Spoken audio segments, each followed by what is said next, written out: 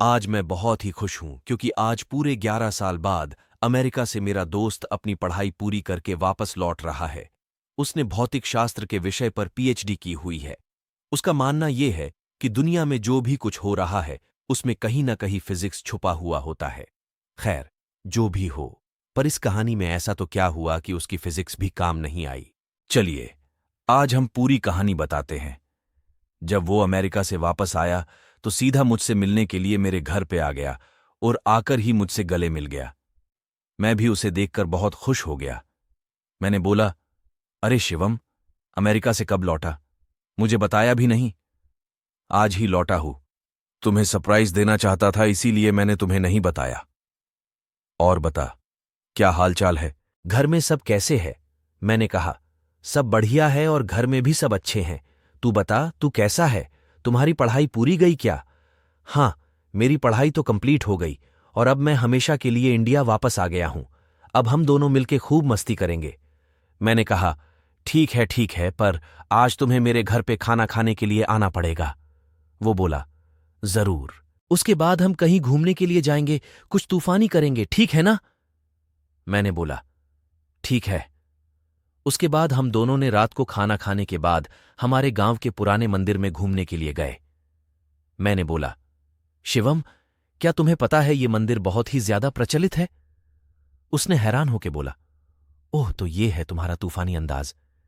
क्या यार, तुझे कोई अच्छी जगह नहीं मिली कि तू मुझे यहां ले आया? मंदिर, मैंने बोला। तुम चलो तो सही, बहुत मजा आएगा।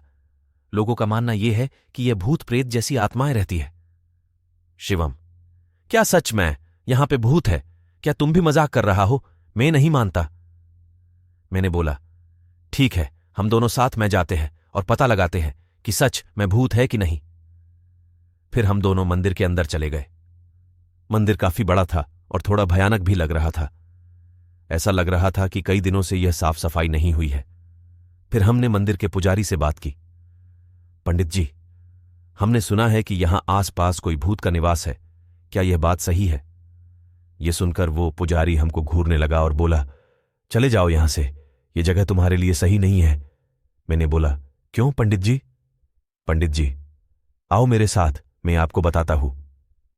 इतना कह के वो हमें एक कमरे में ले गया और हम जैसे ही अंदर गए तो वो पुजारी ने बाहर से उस कमरे को लॉक कर दिया। ये देखकर मैं और मेरा दोस्त शिवम घबरा गए। वहां पे अंदर जाके देखा तो हमारे तो होश ही उड़ गए।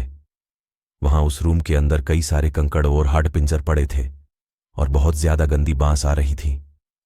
उतने में ही पीछे से दो बड़े और भयानक दिखने वाले आदमी आए।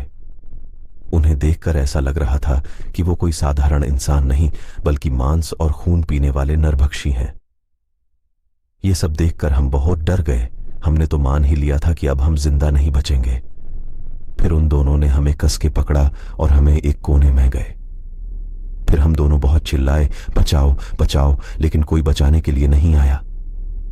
इतने में ही हो पंडित जी एक बड़ी चमत्कारिक तलवार लेकर हमारे रूम में आए। फिर उन तीनों ने रूम में आग लगा के मंत्रोच्चार करना शुरू कर दिया। हमने यह सब देखकर डर के मारे और ज्यादा जोर जोर से चिल्लाने लगे। ठीक उसी समय किसी ने बाहर से हमारे रूम का दरवाजा खटखटाया। दरवाजे की खड़खड़ाहट सुनकर उन तीनों ने रूम की आग बुझा दी और दूसरे कमरे में चले गए। हमने तुरंत ही उठकर उस रूम का दरवाजा खोल दिया। दरवाजे के सामने उस मंदिर के ट्रस्टी और आसपास के रहने वाले लोग खड़े थे। हम कुछ बोले उससे पहले उन लोगों ने हमें धमकाना शुरू कर दिया। तुम दोनों कौन हो? यहां मंदिर में चोरी करने के लिए आए हो? सच बताओ, वरना हम पुलिस को बुलाएंगे। हमने सब सच बता दिया, लेकिन उन लोगों को हमारी बातों पे भरोसा नहीं हो रहा था, बल्कि उल्टा हमें डांटने लगे। तुम दोनों क्या बोल रहे हो? नशा करके आए हो क्या? ये मंदिर कई सालों पहले खंडेर हो चुका है। यहां कोई पुजारी नहीं है। अब चलो यहां से, वरना हम पुलिस को बुलाएंगे। ये सुनकर हमारे तो होश ही उड़ गए, क्योंकि हमने अभी तक जो देखा वो कई इंसान नहीं बल्कि उनकी प्रेत आत्माएं ही। हम तुरंत ही मंदिर से बाहर निकल गए।